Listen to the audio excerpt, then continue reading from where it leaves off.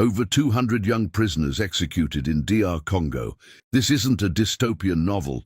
This is real life in the Democratic Republic of Congo. Stay with me as we uncover the horrifying truth behind the mass executions of young prisoners in DR Congo and explore the political, social, and historical forces driving this tragedy. Imagine being a young prisoner, already condemned to the grim realities of incarceration. Now, imagine facing a fate even worse, execution without trial, justice or mercy. A nation grappling with a broken justice system, political manipulation, and decades of conflict. But today, we dive even deeper. How do these atrocities fit into the larger picture of systemic corruption, international complicity, and the relentless struggle for human rights? One of the biggest drivers of injustice in DR Congo is corruption. It's an open secret that public officials, those who are supposed to uphold the law, are often the ones breaking it. Bribes influence every level of the justice system, from police officers to prison wardens to judges. And it doesn't stop there. DR Congo's vast mineral wealth is both a blessing and a curse. Mining companies, both domestic and international, pump billions of dollars out of the country, but little of it reaches the people. Instead, this wealth fuels a corrupt elite who use it to maintain power while ignoring the suffering of ordinary citizens. This latest tragedy, the mass execution of young prisoners, is not an isolated event. It's part of a broader cycle of systemic failures and political exploitation. Reports from human rights organizations suggest that dozens, perhaps hundreds, of young prisoners have been executed in recent months. The details are harrowing: summary executions, overcrowded prison conditions, and allegations of state involvement. So, how did we get here? To understand the crisis, we must first look at the Congolese justice system, or lack thereof. DR Congo's prisons are infamous for their horrific conditions: extreme overcrowding, malnutrition, and disease. But this isn't just about poor infrastructure. It's about systemic corruption. Judges are often bribed, trials are delayed indefinitely, and for many young prisoners, their incarceration begins with unlawful arrests, sometimes for minor offenses like theft or simply being in the wrong place at the wrong time. These young people become scapegoats, caught in a system that prioritizes power over justice. But why the executions? Why now? Experts point to a chilling possibility: political manipulation. In a nation plagued by conflict, the government faces immense pressure to project strength. These mass executions could be a brutal display of power aimed at silencing dissent and instilling fear. It's not just about internal politics. DR Congo is under international scrutiny, especially for its human rights record. These executions might also serve as a distraction from other scandals, such as corruption in the mining sector or ongoing rebel insurgencies. Behind the numbers are real people. Take the story of Jean-Pierre, a 19-year-old accused of theft without evidence. He was dragged from his cell and executed without a trial. His family is left devastated, seeking justice in a system that seems designed to deny it. Jean-Pierre's story is just one of many. These young prisoners are not criminals. They are victims of a system that has failed them at every turn. To truly understand these executions, we need to step back and look at DR Congo's broader struggles. The country has been mired in conflict for decades, with armed groups vying for control over its lucrative minerals. These conflicts have displaced millions and created a climate of fear and mistrust. And let's not forget the international angle.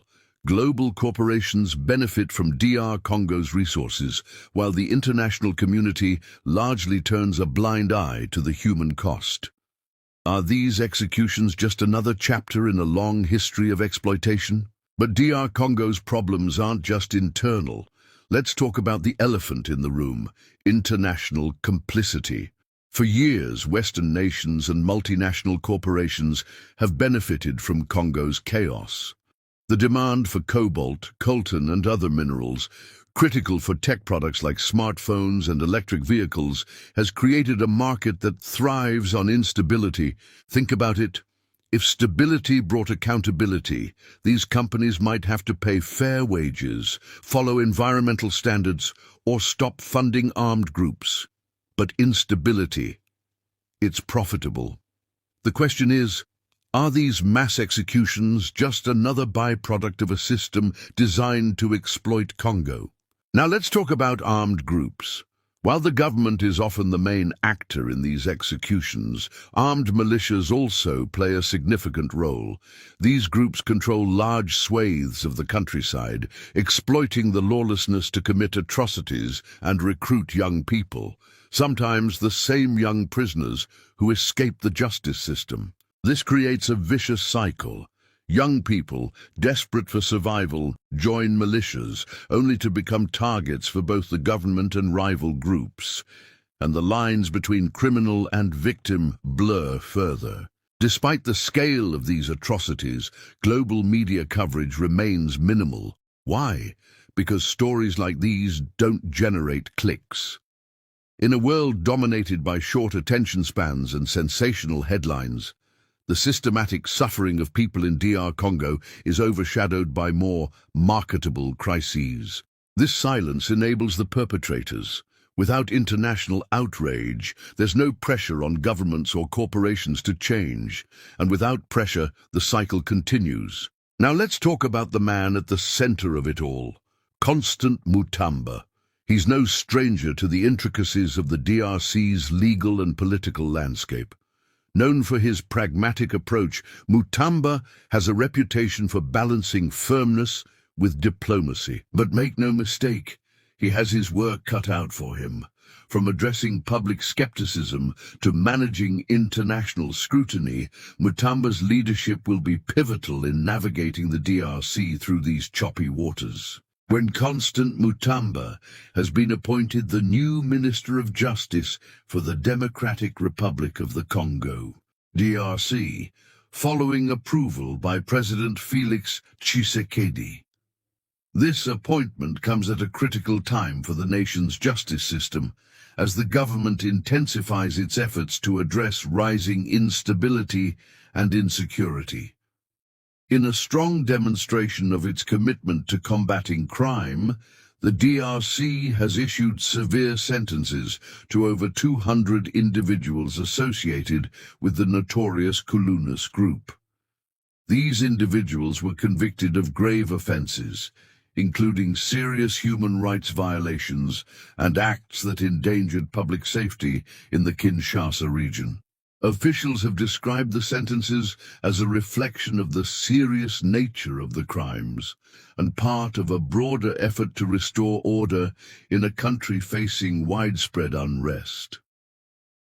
While some view the government's actions as a necessary step to ensure public safety, they are expected to draw scrutiny from human rights advocates due to global trends against such punitive measures. Mutamba's leadership will be central to implementing justice reforms and strengthening the system as the DRC navigates these complex challenges. This moment isn't just about one man or one group. It's about the future of the DRC. As the government steps up efforts to combat crime and instability, it's also grappling with deep systemic issues. Justice reform, corruption, and human rights concerns are all intertwined. According to government sources, these inmates were part of a plot to escape or posed a threat to national stability. But human rights groups and local activists tell a different story. They allege that this was a premeditated massacre aimed at silencing dissent or covering up deeper systemic abuses. And let's not forget the regional context. The DRC sits at the heart of Africa with a wealth of resources and strategic importance. Stability here doesn't just impact the Congolese, it matters for the entire continent. The DRC has seen this playbook before. Investigations are announced, blame is deflected, and the world moves on. But will this time be different? Will these 200 young lives finally spark real change? That brings us to the million-dollar question: who's to blame? Was this a rogue operation by local prison authorities, or does responsibility go higher up the chain? Some reports hint at orders from high-ranking officials, while others point to militia infiltration of the prison system. This isn't an isolated incident. The system itself is designed to dehumanize, and that's why accountability is so rare. This story isn't just about the lives lost, it's about the lives still at risk. If this video moved you, share it. Talk about it. Reach out to organizations like Human Rights Watch or Amnesty International to learn how you can help, because silence is complicity and the people of Congo deserve better. Real change requires pressure from all sides. Governments, NGOs, and yes, people like us. Sharing these stories, raising awareness, and demanding action can make a difference. The mass executions in DR Congo are a symptom of a deeper problem, one that won't be solved overnight. But we can't afford to look away. Share this video, educate yourself, and let's stand in solidarity with those fighting for justice. Together, we can make sure the voices of these young prisoners are not forgotten. So what's next for the DRC? Will Constant Mutamba steer the justice system toward meaningful reform, or will the challenges prove too great? One thing's for sure, this is a story we all need to watch closely. What do you think of Mutamba's judgment and the government's actions against the Kulunas and mass executions of young prisoners? Let's keep the conversation going. If you found this breakdown helpful, hit that like button and subscribe.